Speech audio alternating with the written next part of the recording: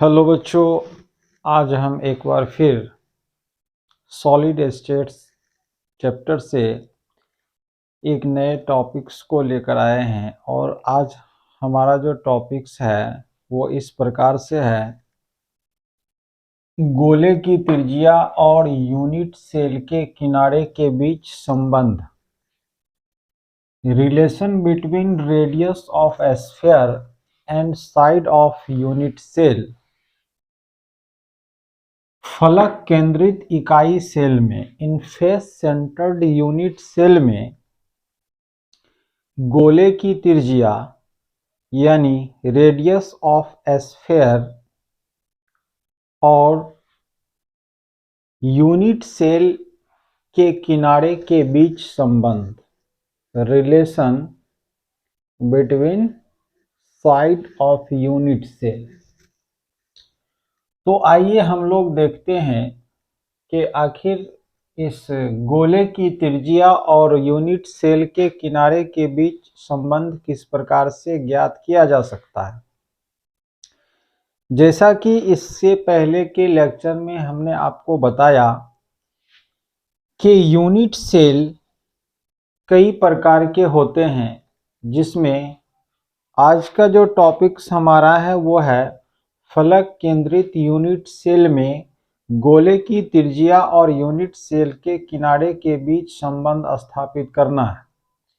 जैसा कि यह एक यूनिट सेल है और जब हम इसको फेस सेंटर्ड यूनिट सेल बनाएंगे तो इसका मतलब ये हुआ कि इसके जो 6 फेस हैं, यह प्रत्येक फेस पर इसके गोले मौजूद रहते हैं।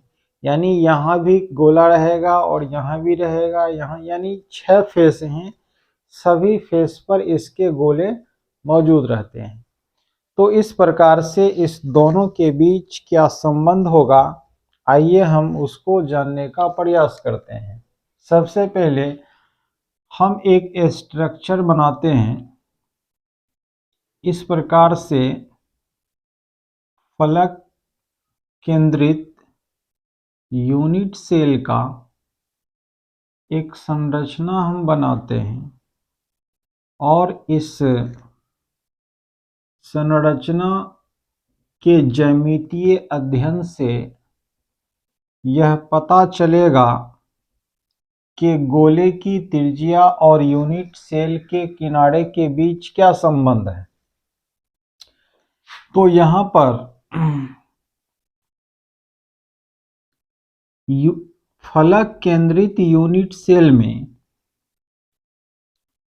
यह जो गोला है वह कॉर्नर पर तो रहता ही है और उसके अलावा इसके प्रत्येक फेस पर भी गोले मौजूद रहते हैं। तो इस प्रकार से हमने इसके फेस पर भी एक गोला डाल दिया, कॉर्नर पर भी डाला। अब हम इसको ए, बी और इसको सी मान लेते हैं। तो इस प्रकार से हमने देखा कि यह जो गोले का केंद्र है, यहाँ से इस गोले की जो परिधि है यहाँ तक की दूरी आर, यानी जिसको गोले की त्रिज्या, यहाँ से यहाँ फिर आर और फिर ये आर और यहाँ से ये आर, यानी ये जो ए से लेकर सी तक का जो डिस्टेंस है वह कुल मिलाकर 1 2 3 4 यानी 4r के बराबर निकला है। यानी कि हमारा जो AC निकला है, यानी AC जो हमारा यहाँ पर निकला है वह 4r के बराबर निकला है।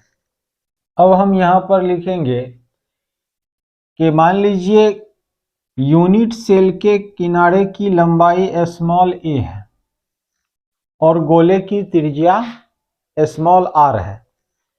तो यहाँ पर चित्र का जो ज्यामिति है इससे पता चलता है कि त्रिभुज ABC में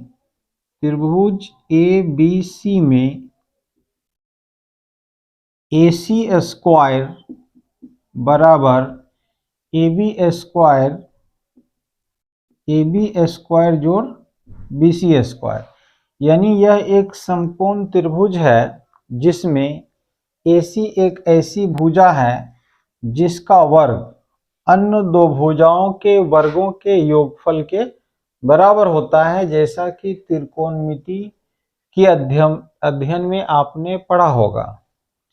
तो इस प्रकार से यानी AB जो है यह साइड है जिसको आपने A माना है, तो A², BC भी किनारा है, इसको भी आपने A माना है, तो A² यानी कुल मिलाकर 2A² हो जाएगा।